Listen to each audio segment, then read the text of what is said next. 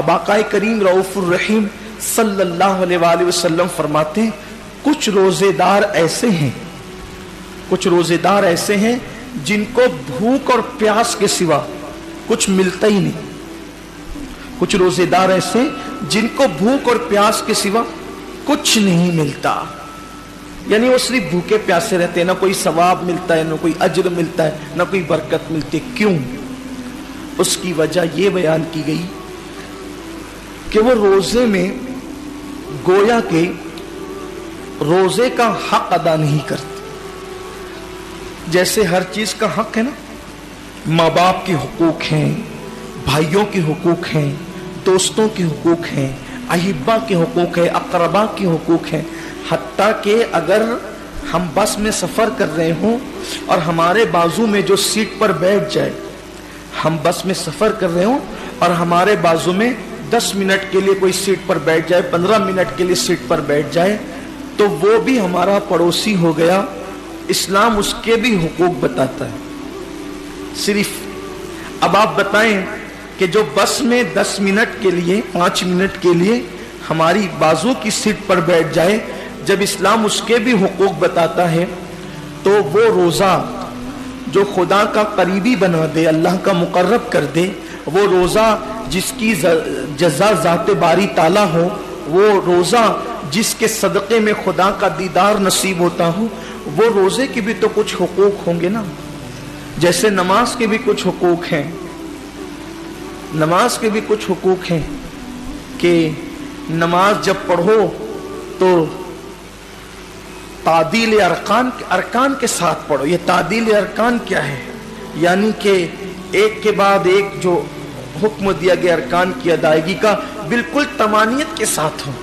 ऐसा नहीं हो कि आपकी ट्रेन छूट रही हो, ऐसा नहीं कि नमाज ऐसे पढ़ो कि जैसे आपकी ट्रेन छूट रही हो, या ऐसे भी मत पढ़ो कि जैसे किसी ने आपके हाथ पैर में वजन लटका दिया हो कि उठने से ही माजूर हो गए आप।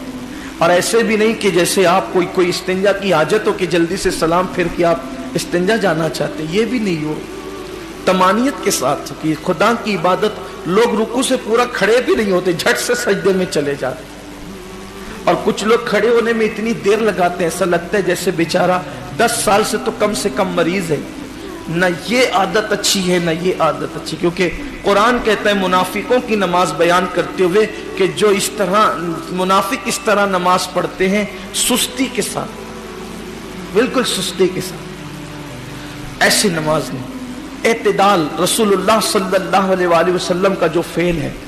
तो इसी रोजे के कुछ हुकूक हैं। अल्लाह के हबीब सल्लल्लाहु अलैहि वसल्लम ने रोजे के हुकूक बताए। अगर उन हुकूक को सामने रखते हुए हम रोजा रखेंगे तो इंशाअल्लाह आप देखना रोजे की बरकत कितनी महसूस होगी खुद अपनी जिंदगी। क्योंकि रोजा वो है कि आका अलैहिस्सलाम एक बार, वो मशहूर हदीस पाक है कि जुमा का खुतबा देने के लिए मिंबर पर तशरीफ ले जा रहे थे, तो हुजूर ने एक के बाद एक 3 बार आमीन फरमाया। तो सहाबा ने पूछा कि आपने आमीन क्यों कहा? तो कहा जिब्रील आए थे और वो दुआ कर रहे थे तो मैंने उनकी दुआ पर आमीन कहा।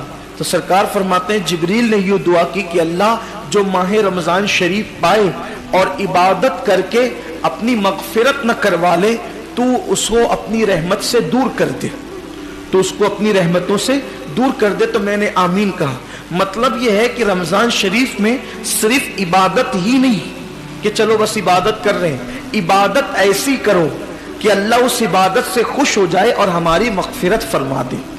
यानी इबादत यूं हो। तो अब रोजा हम तो रख रहे हैं, लेकिन रोजे के हुकूक ये हैं कि रोजे की हालत में गीबत ना हो, जबान की हिफाजत हो, चुगली ना हो, जबान की हिफाजत हो, कानों से कोई ऐसी चीज ना सुने जिससे इस्लाम ने मना किया हो, आंखों से कोई ऐसी चीज ना देखें जिससे इस्लाम ने मना किया हो, हाथ से ऐसा इशारा ना करे जिससे इस्लाम ने मना किया हो, अपनी ताकत से किसी को दुख ना पहुंचाए, ये इस्लाम ने मना किया है।